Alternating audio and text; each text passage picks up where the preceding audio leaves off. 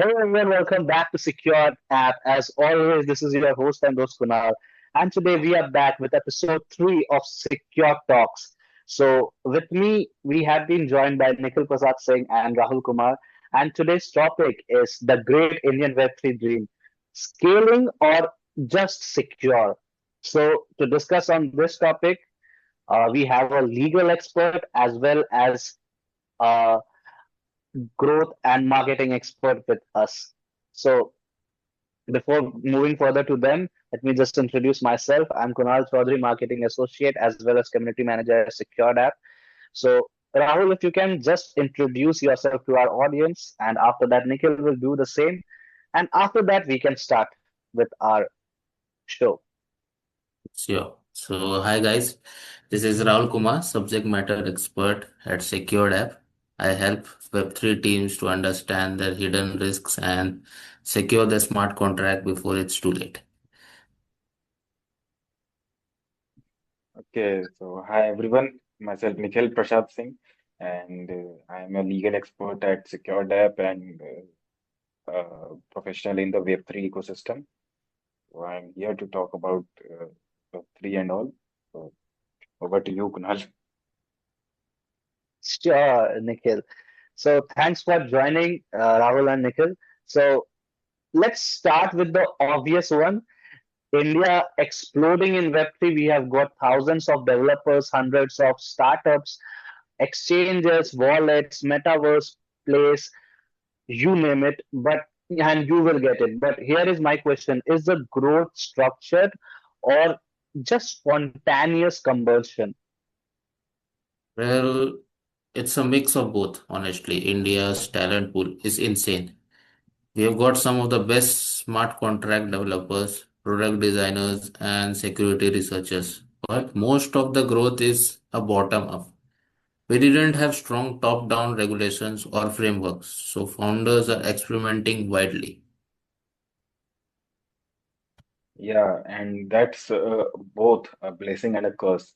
So the ecosystem thrives on freedom, but it also means that a lot of people are learning security lessons the hard way.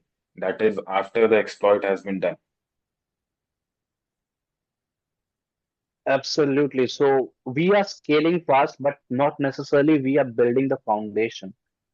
Yeah, Exactly. A lot of projects starts with the question, how fast can we ship instead of how securely we can build. yeah, and I get it. Like founders are under pressure. Investor wants MVPs in 3 months, and communities want airdrops now. But you are building a bridge, man, and over a river of hackers. So maybe take an extra week to reinforce it, but it's important. Ah, I love that line. And this reminds me, even globally, most of the biggest exploits came not from the bad intent, but from the bad intentions with bad practices. Yeah. So, Rahul, let's talk about the gap, the space between we know the security matters and we actually do something about it. So, what are you seeing on the ground? Well, honestly, many founders think security is something you add after launch. They budget for marketing before they budget for audits. I have seen multi-million dollar protocols where the founders say, we'll do a full audit once we get funding. That's wrong. Yeah, so it's security after success, not security before launch. Yes, exactly. And then there's this misconception that one audit equals ongoing protection. We have said this before. It's like locking your door once and never checking it again. Yeah, and also the developers culture is itself is maturing. So we have seen Mm. Web3 move fast and frameworks are new, and many developers don't come from cybersecurity backgrounds. So they write brilliant code but don't think like attackers. Yeah, so it's a mindset gap too, in that way. Speed versus Ex- security and growth versus some way governance. Yeah, exactly. So uh, it's not that founders don't care about security. They just think it's something they can outsource entirely. which never works. Security has to be baked in, not bolted on. True, true. Beautifully said, And Rahul. Beautifully said. So let's bring in another stakeholder angle, uh, and investors. How much responsibility do investors have in enforcing or encouraging security practices? Honestly, a lot. If VCs start asking for security readiness report before funding, founders will prioritize it automatically. But right now, most due diligence is financial or legal, not technical. and right, Rahul. I think I've sat in investor meetings and Yeah. where they ask, "Are you audited?" And once you say yes, that's it. No follow-up. They don't ask who audited, when or what changed since then. So Yeah. So it has become a checkbox again, right? Yeah, exactly. exactly. Investors should ask deeper questions. What is your post-deployment monitoring setup? What's your incident response plan? Do you have a bug bounty program? These are the questions they should ask. And the funny thing is that real due diligence in Web3 isn't just about balance sheets. It's about Yeah. threat models. Yeah, that's so much important point because maybe the next evolution in VC due diligence should include the proof of security. So, guys, let's zoom it out a bit. India's in a very unique spot, massive developer base, cautious regulators, and a huge crypto user population. So, Rahul, my question is to you: how do you see regulation evolving here? Well, India is taking a measured approach, and that's good. We have seen what happens when regulation is too loose or too late, like with the Luna crash or FTX. But we are also risking a scenario where innovations goes offshore because builders fears uncertainty. Yeah. Right. And the real opportunity is to create a Web3 trust framework and not just to regulate assets, but as standardize the practices. So, like every Indian Web3 company could follow a basic security compliance model. It's similar to how fintech follow PCI DSS and all. Absolutely. And that would be a game changer rather, because a sort of bureau of blockchain standards. Yeah, exactly. We don't need over regulations, but we need clear accountability. And the irony is the world already looks to India for tech leadership. If we can led in secure Web3 development, we set the global benchmark. Yeah. And that's the dream, not just to build in India, but to build a secure India. So coming to our next segment, Rahul, talking about speed, because the Web3 culture glorifies it. Hmm. Ship fast, break things, fix later. Is that sustainable? Not in permissionless world.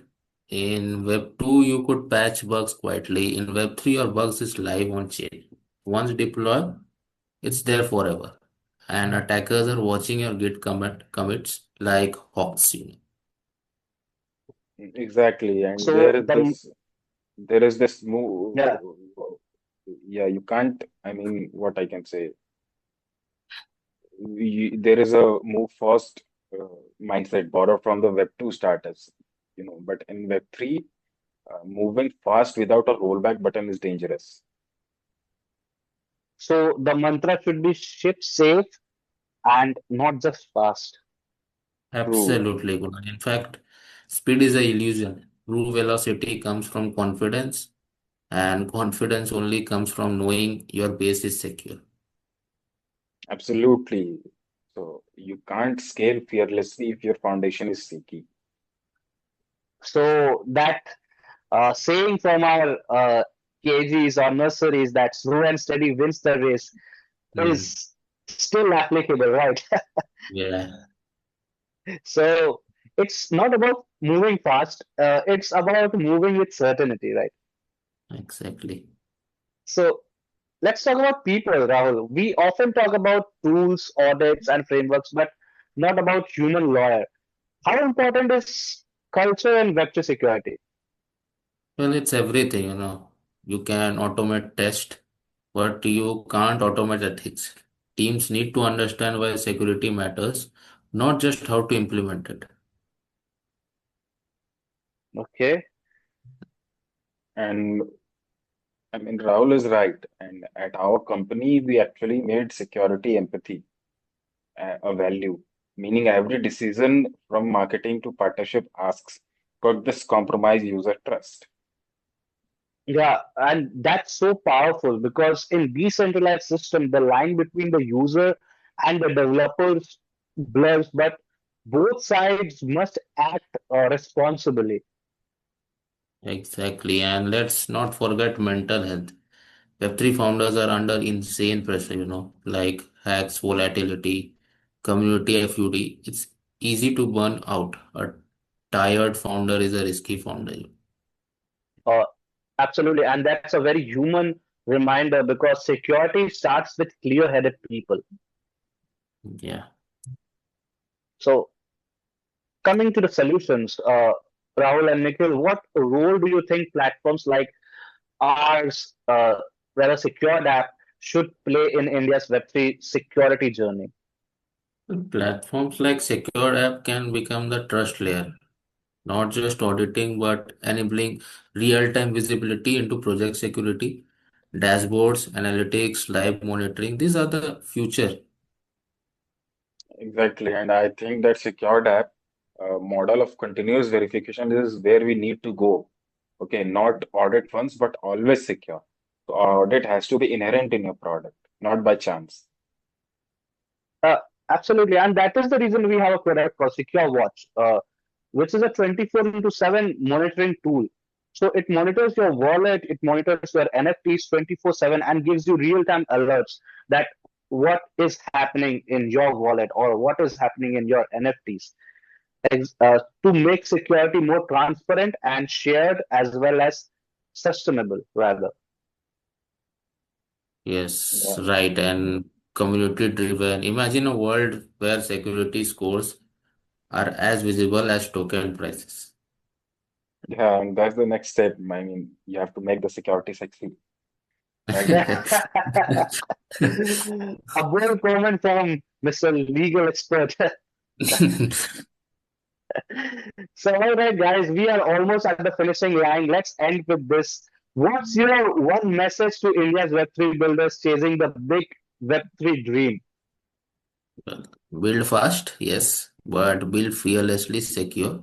Security isn't a cost, it's your moat.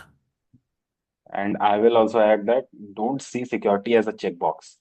Okay, it's not a checkbox. See it is there as your brand because in Web3, your users are your investors and the trust is your currency. Absolutely. Beautifully said, Nikhil.